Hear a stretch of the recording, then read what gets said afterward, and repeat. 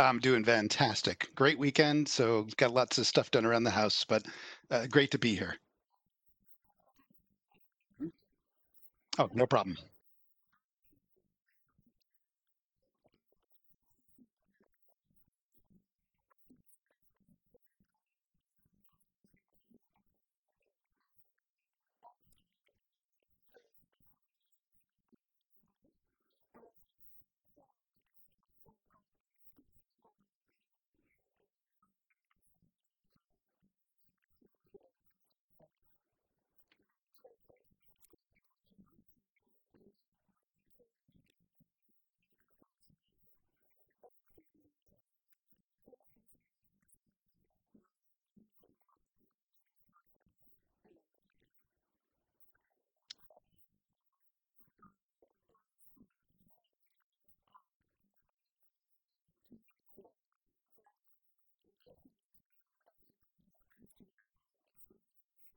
Hmm.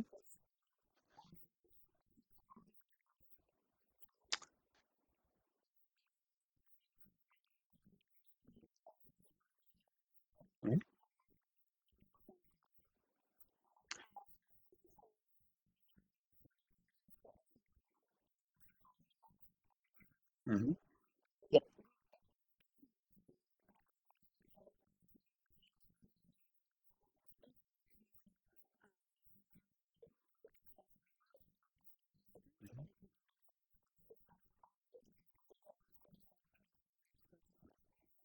Yes, it's been an important tool for us.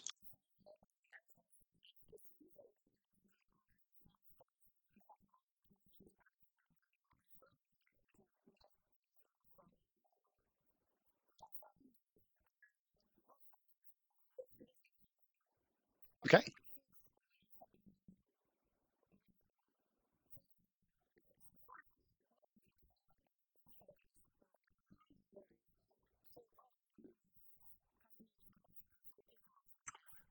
sure, absolutely. So we go back to our strategy when we approach customer service and supporting customers' purchase decisions. It's not your typical, hey, just give a great customer experience. We're actually trying to create a much more engaged and opportunistic approach to really look at how the customer experience goes. So we have really five tenets that we try to follow. Number one is we really want to make sure that the customer, we can eliminate some of the gaps that are causing the customer to have to call us. So we look for defects and we try to fix those. So that's our number one priority. And then number two is that when we do have items that we know require interactions or engagement, we look to automate or create self-service opportunities wherever possible. It's been a big focus for us for this last year. Number three is that when they do actually get a hold of one of our agents, we want to provide an outstanding customer experience. So that means training, providing tools, providing the access to the information the agents need in a really digestible manner.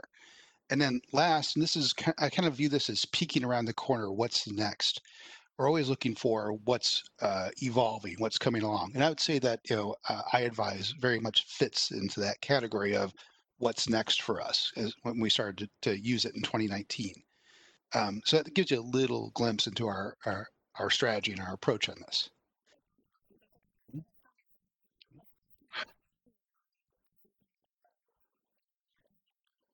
Yes, absolutely. We're constantly looking for opportunities to tweak and improve or optimize our approach from little things to really big things, just to make sure that we're really improving that experience for the customer.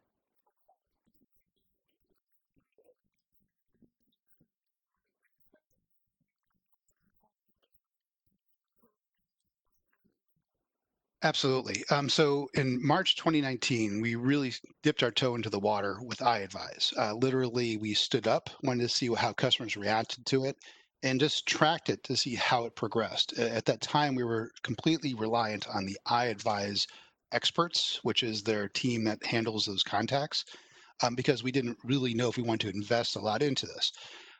Through that initial year, we saw some great results. Again, not huge because we didn't put a lot of effort into it, but it proved itself to have potential. Come along into 2020, and some things changed, as we're all aware of, unfortunately. With the advent of COVID and its spread, and to the point where a lot of our retail operations were shut down, e-commerce became a central platform for Samsung. And we actually had a lot of agents. And what I mean by agents, they're sales agents in the stores who would help customers try to make purchase decisions on phones, TVs, home appliances, all those types of things. So we put a lot of effort into establishing iAdvise and this we call it an e-promoter program, a core tenet of our operations at Samsung.com. We were able to grow tremendously through that effort. So we literally have three teams focused on supporting iAdvise. We have a group of the iAdvise experts, of course. We have our retail agents, which we actually brought in at one point a couple hundred. Actually, it was 300 to 400 at first. We narrowed that down to a smaller group to be more effective. And we also then have an outsource agency who's helping support some of the gaps, like overnight hours and so forth, to really help promote for the customer. And in those interactions, those agents really are able to answer questions and help close the sale. It's not a heavy sales approach. It's more of the helper or advisor who's there. I advise advisor, so that they can actually help the customer and answer questions. What we're finding is that from last year to this year, we've grown sales by 10x since we've been able to do this that are attributed to the e-promoter program. So it's been a huge advantage for us to really grow e-commerce.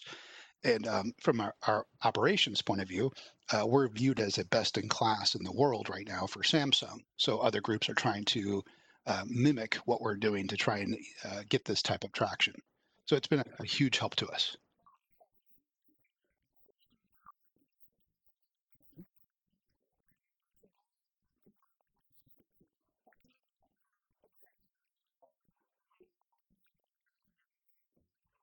Exactly.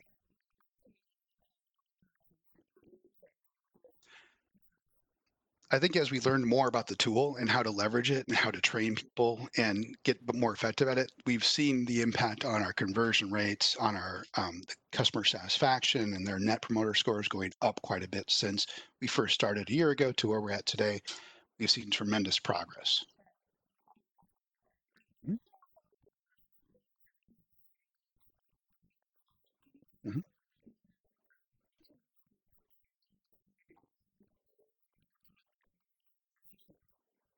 Oh, absolutely. So it's interesting. As I mentioned, we have an outsourced team in India who are supporting us. They're filling gaps. So, for example, overnight hours, we tend to have our retail teams focus, for example, on the weekends. And let me just back up. Our retail team comes in with a tremendous amount of experience and understanding of our products and the details on the technical side, which is outstanding knowledge.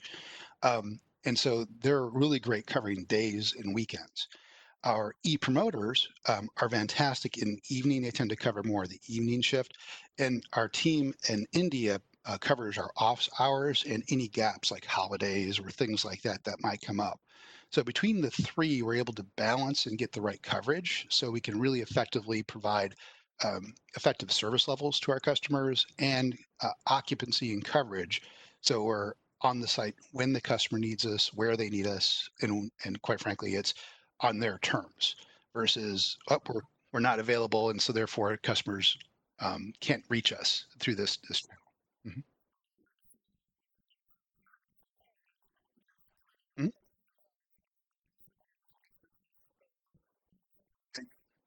Exactly. Yes. Mhm.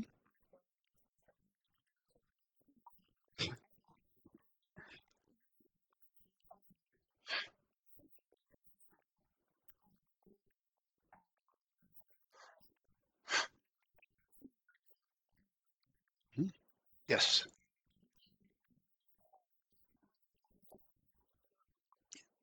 Well, I think to your point, we've actually had a pretty interesting approach on this. We actually have a customer service management system, which is Zendesk, which we've been using pretty robustly. Um, Additionally, we have on the website lots of other contact channels. We have Zendesk Chat. We also have Live Engage Chat. So we have different options depending on where the customer enters our ecosystem and where they choose to engage with us at. One of the things that we've tried to do is build bridges where we can. So, for example, our knowledge base in Zendesk is pretty robust. We actually created ways to give access to pieces of content which were most applicable to our Zendesk experts, just as an example. Our internal team, obviously the retail team, already have ready access to that, but it was about giving the knowledge and expertise to a much broader group. One of the things we're really working towards is creating an educational program for everybody to go through and certification processes. So when they come out of the educational program, we know for sure they know X amount of content related to whatever the topic might be or product line they're looking at. So home appliances is a great example. We have hundreds of products, in home appliances. Each has features and functions which are unique and different. But for a customer, they're like, hey, help me with X. And so the agent has to pull all this information from the top of their head or give them easy access to here's your answer. And that's what we want to get is consistency and assure the agent can answer those questions so the customer can make a purchase decision, which is really critical.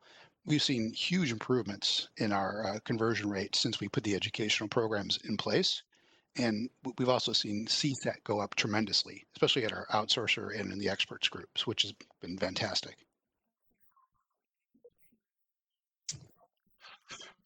Mhm.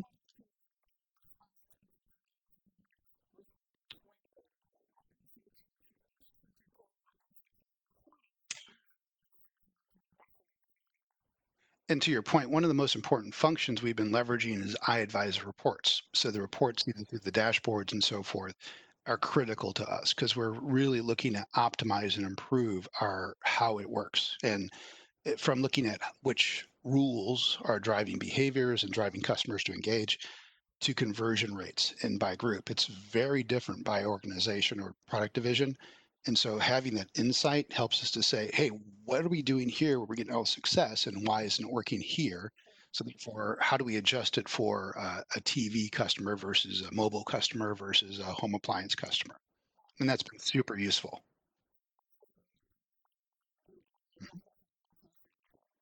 Correct.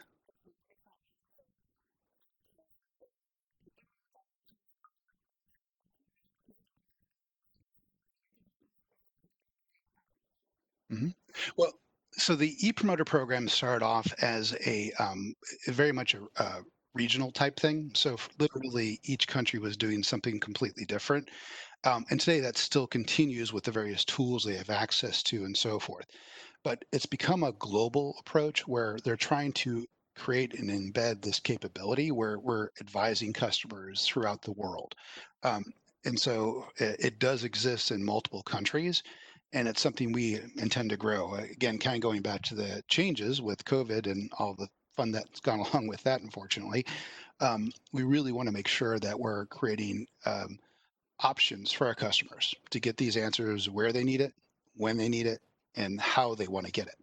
Um, no longer are we tied to going into a physical store to be able to answer questions. And so this role, the program becomes critical to really kind of just answering questions and alleviating confusion that the customer might have, and also getting insights about what's going on.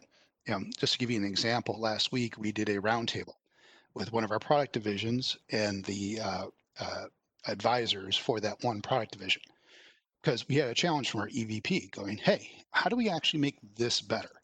So we see growth in par with the other divisions. And so we did this deep dive and we provided from that deep dive really specific targeted here are the things, the opportunities. And actually, that's one of the things we're working with iAdvise on is to test a new insights tool you're developing so that we can kind of get those pieces of feedback faster and create a more holistic approach into how we gather data about, hey, if we fix X, we can improve our conversion on the site by this much. If we do Y, we could maybe jump it up by this much. So that's what we're really trying to get those insights to drive the business.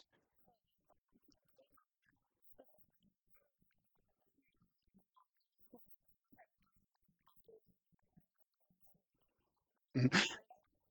I can't give all the details because we're actually going to present to the EVP this week on what we found.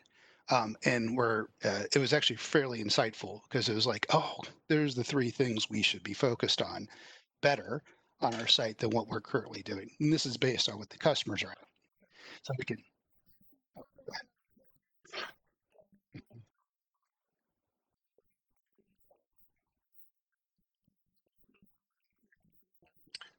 correct. Yeah. And that ties back to our strategy. That's kind of the whole thing we're trying to do is say, hey, where are these opportunities? How do we get the insight? And how do we drive improvements so that we can create more self service or we actually eliminate defects and make it easier for the customer to surf by, identify, and answer their own questions and be there and give a great experience, which is what I advise has helping us to do in this situation.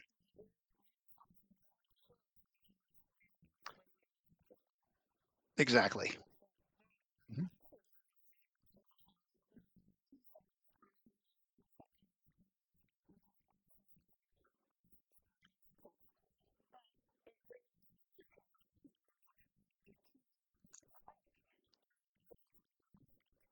Mhm. It was a huge challenge at first. And to be frank, it was something that we learned a lot from. Originally, the whole approach of using iAdvise agents, we actually had good data and good insights from iAdvise to say, here's your coverage and here's your gaps. And as we've grown the team, and I'll give you a really good example of a challenge we still have. During launches, we launched a great new product recently, the Note 20, which is one of the best phones ever. Well, this huge spike of customers come in on those days.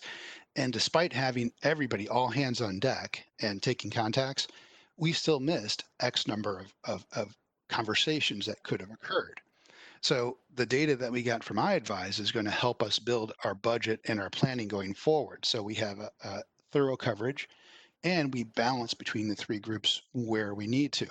Longer term, we know retail will be going back in the stores. Eventually, they're going to open up, and some are opening sooner, some are opening later.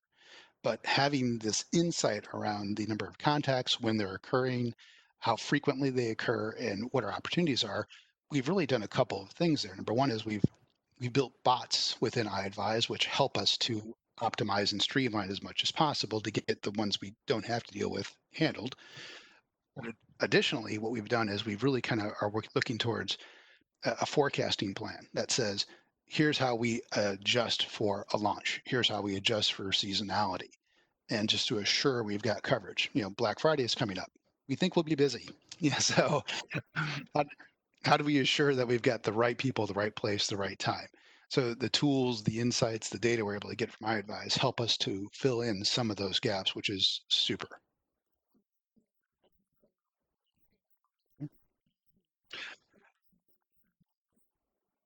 I'd also say that one of the things that's been fantastic about iAdvise is as we've come up with challenges and ran into challenges, we've been able to work with them to say, hey, we need to have this type of data set. We need this kind of information. And one of the great things is they've been very open to trying new things. Um, Literally, we've thrown out some wild ideas or like, that might not be a great idea, but let's give it a try. So not saying no, but actually working with us to optimize and improve that's been one of the best things about iAdvise because to me it's about when we talk about the metrics. We've been doing this for a long time. I've been doing it for a long time with service levels and so forth. So we've been able to influence and help them to incorporate some of our ideas, which has been fantastic as we see the platform can quickly evolve to meet our evolving needs. Mhm. Absolutely.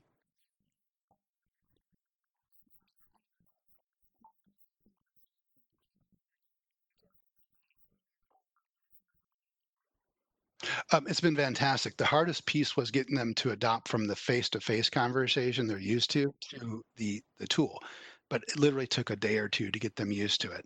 Right now, just an example, our home appliance team. I was just looking at their data this morning, has one of the best conversion rates I've ever seen, and it's because they've gotten really good at using the tool, and actually they're fantastic because their technical knowledge to answer those questions. So it's gone very well for those team members.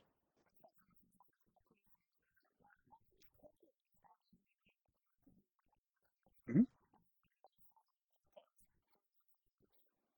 Well, yeah, that's a great question. I almost view this as an equation. So we look at the number of customers visiting our site and our conversation rate or engagement rate, I guess you could call it.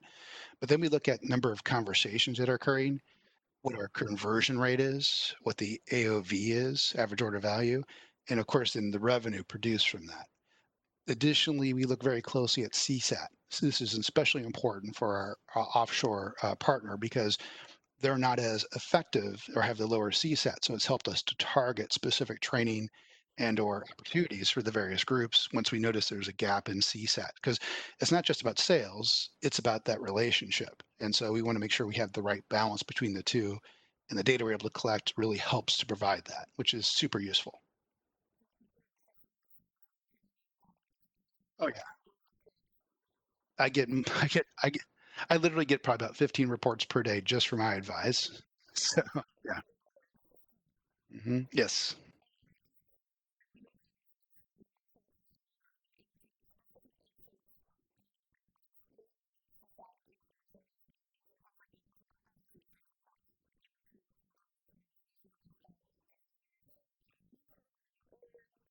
Mhm.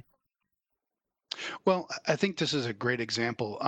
What we're trying to do is we're huge on leveraging insights from the customer. This is one of the key tenets of our business to eliminate defects, and to be honest with you, improve from our visuals to our comparison tools, whatever it is on the site the customer needs to make decisions.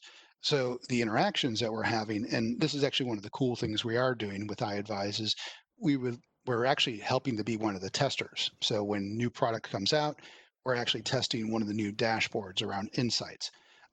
We're working through that process right now. It's literally in progress. I'm not sure exactly when the full tool will be out and ready for everybody, but it's been super useful for us. And it's about looking at the common phrases or terms that are occurring, the conversations that are occurring, and looking for those threads to elevate and expose opportunities around those.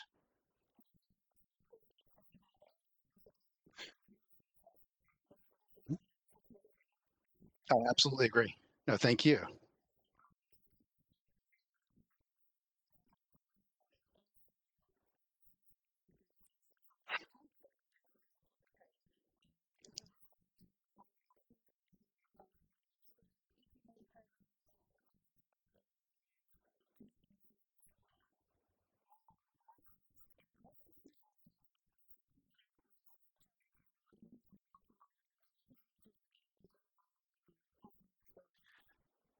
I think, and this is not just my opinion, I think a lot of people have this point of view, but the world's changed and it's not going to go back to normal anytime soon. We can see it in our sales on our e-commerce platform as well as the customer interactions and traffic that we're getting. Customers are coming to our site. They have a much higher interest in engaging and getting questions answered as safely as possible. Retail absolutely has its place, and this is now a more equal on a more equal footing to the retail experience, in my opinion. Tools like I advise provide that kind of next level capability to really engage customers in a completely different manner than they're typically used to. And to me, it's like this is just the beginning. E-commerce will continue to grow. It's not going to go back to last year's sales data after things normalize in a year. And what's really cool about this is that if we have the flexibility and we have tools like this where we can adapt rapidly, it helps us to adjust and get ahead of what's next, be it maybe video or something else. We want to be there when the customer is asking for it. Because again, it's about giving them what they want, when they want, how they want it. So this is one of those tools that can absolutely help us get there.